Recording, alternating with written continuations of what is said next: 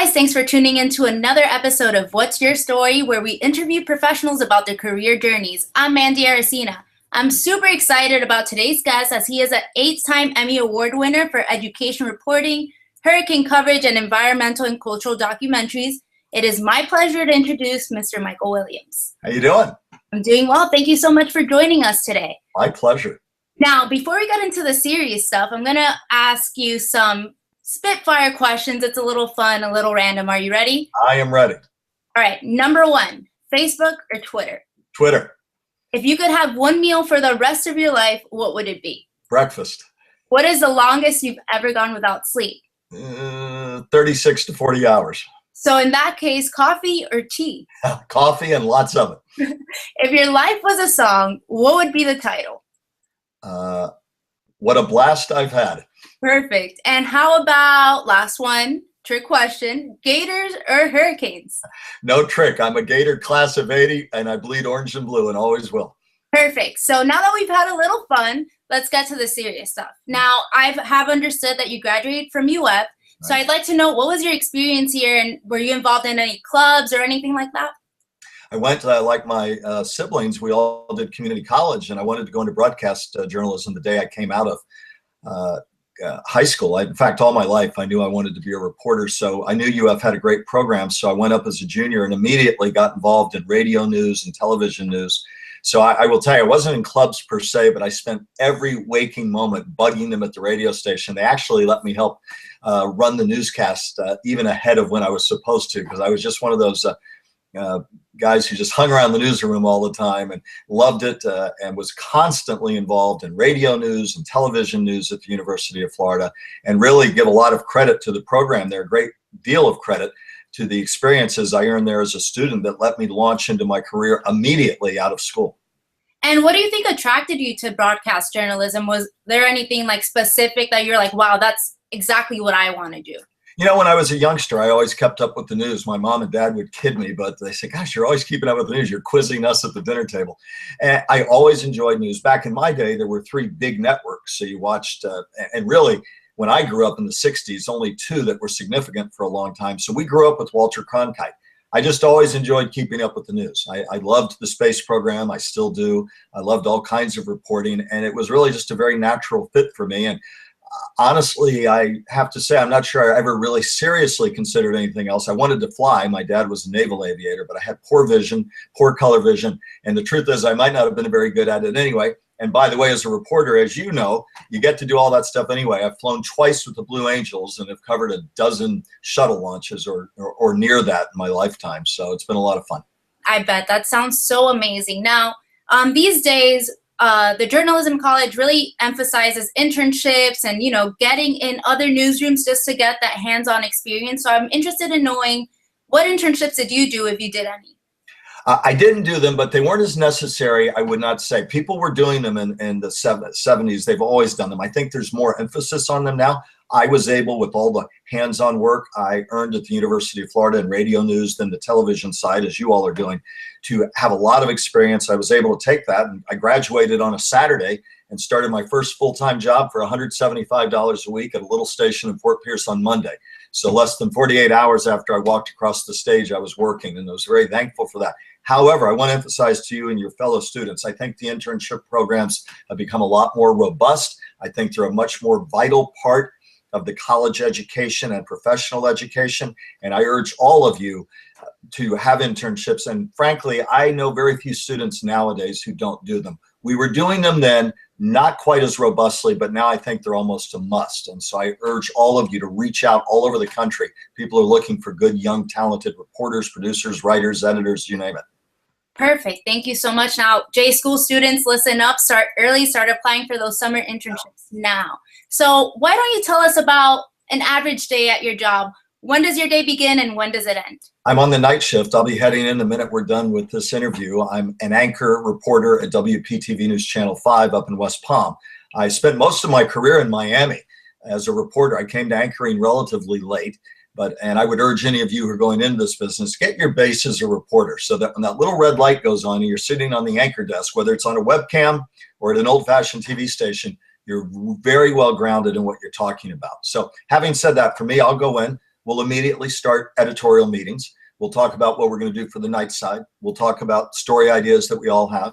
Because I've been in the business a long time, I'm a good fact checker, so I'm always working with the producers. I do a lot of writing for the newscast and a lot of resculpting of the original copy and putting in some nuances and trying to be a good fact checker, talking about what we're doing. If we have breaking news or developing news, any good newsroom will have people who are new and vital and young, like all of you who are going to be the next stars. I know you will. Go Gators.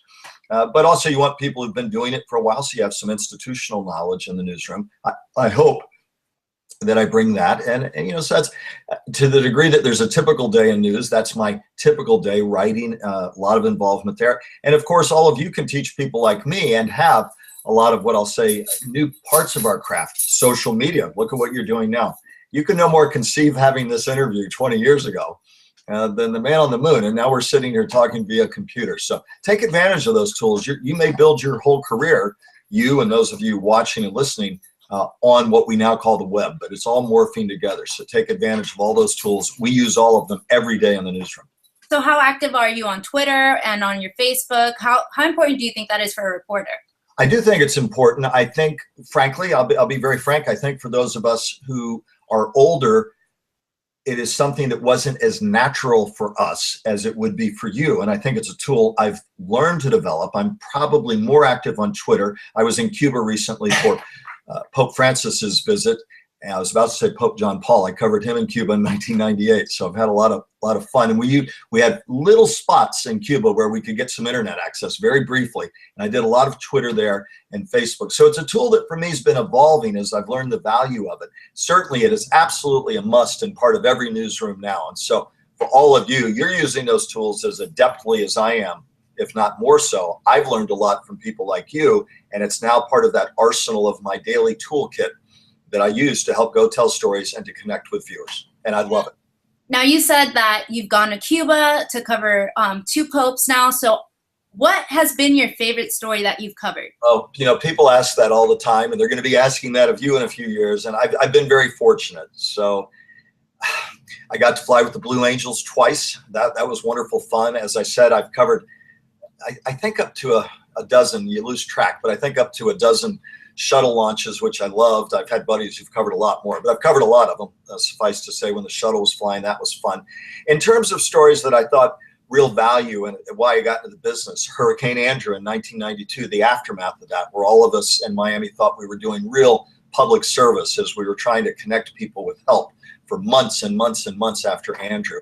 The biggest story I ever covered was 9/11. I drove up from Miami with my photographer immediately after it happened, and we got there on the ground, I think Thursday around noon. It happened on obviously Tuesday, September 11th, 2001. That was obviously the saddest story I've ever covered of such monumental import to the entire country. And so whether it's stories that are like that or whether it's fun stories, I hope every day I'm helping bring people a sense of the moment and what others are doing, of the courageous stories I saw in the aftermath of 9/11, or the fun with the Blue Angels, or neat stories about people who are off the beaten path.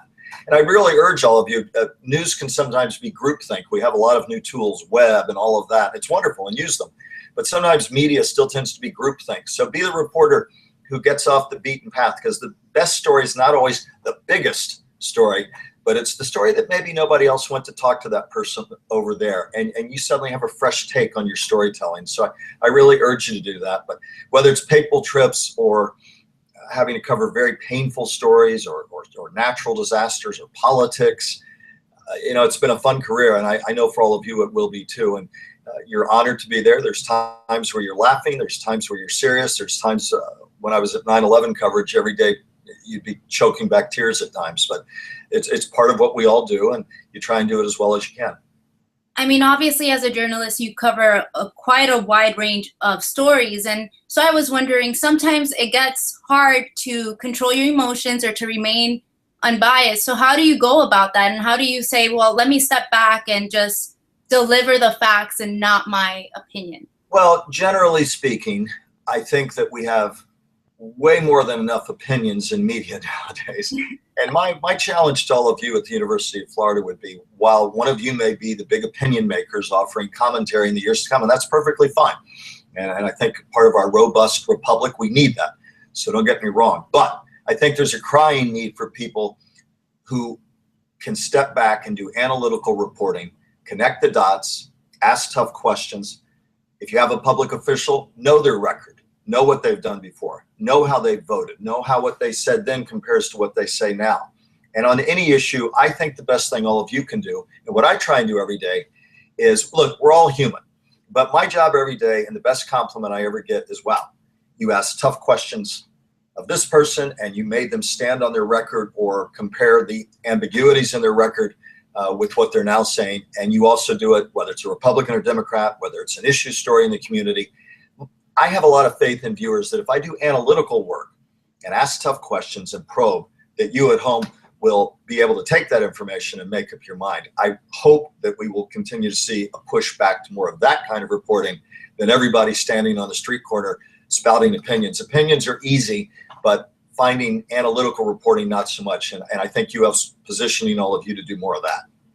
And if you had a chance to go back in time, maybe back to your college years and talk to your 20-year-old self, what would you tell yourself? I think a lesson that my dad taught me that I think you have to remind yourself of in the career. And I suppose if the 20-year-old, the wisdom of years now, after 35 years doing this, is just always be true to yourself and what you want to do. Be true to the craft and be patient with yourself. I see young people coming into the business who are frustrated if after year one, they're not in New York, let's say. I think be true to yourself, what makes you happy. I have friends who work in some of the smallest markets in America, and they're some of the best reporters you'll ever meet over the years. There's other people, it's New York or bust, that's great. But I guess if I was going to go back, I had early frustration sometimes. I haven't moved to this job yet, or what, this or that. Why am I not doing this or that? And I hear it from UF students all the time when I talk to them. Gosh, I'm frustrated, and they'll call me about their career move. Be patient with yourself. Be true to your craft. Work at it diligently. And those of you who work hard, like you, doing this great work that you're doing here today, you're going to find that you will rise above. You'll be the cream of the crop, because hard work, dedication, focus, and I guess that word, patience with all of those things. Let yourself develop. Let yourself get experience. Be patient with that process. And that's probably what I'd go back and remind my 20-year-old self of, just to kind of let it roll out. It doesn't mean you're a lump on a log. Work hard, but things have a tendency to work out. And those of you who are very good at what you do and are doing ambitious things like this, you're going to rise. And as a last question, I would like to know, if you can interview anybody, whether living or deceased, who would it be and why? Well, living, obviously, it sounds sometimes like Pat answered, Jesus Christ. I mean, think about it. So that would be the interview of a lifetime for you. So, and I don't mean that glibly at all. So if you're giving me that wide of a group, but outside of Jesus Christ, oh goodness, there's so many wonderful figures. He'd be first. If I could do a few other picks, somebody like Alexander the Great, Christopher Columbus, as he was getting ready to set off on that voyage. Because I love the space program and I never got to interview him, I would have loved to have had a chance to sit down, though he didn't do many interviews in later years, but I'm a big fan of the space program. I would have loved to sat down with the early astronauts or somebody like a Neil Armstrong. But, through history, we're all going to have our favorites. I can make a list of 1 million people, and I know you could too. But so we're all scratched the surface. But my wish for you is that you all, 5 years, 10 years from now, I'll be sitting there to check off that list of neat people you've interviewed. And by the way, some of your best interviews are not going to be the big famous quote unquote people. They're going to be that person who inspired you, or they tell such a neat story. So open yourself up to that. Get off the beaten path. Go tell the story behind the story, and you're going to have a really fruitful and fun career. And I certainly have, and I give the University of Florida great credit for giving me a foundation to go on. I'm a proud Gator and proud of all of you guys. Thank you so much. That is very, very true. The beauty of journalism is the fact that you're never going to run out of stories to tell. But thank you so much for joining us. And a special thanks to our CRC partners, Airwatch and Harris Corporation. I'm Mandy Arcina, and this has been What's Your Story? Thank you, Mandy. Thank you.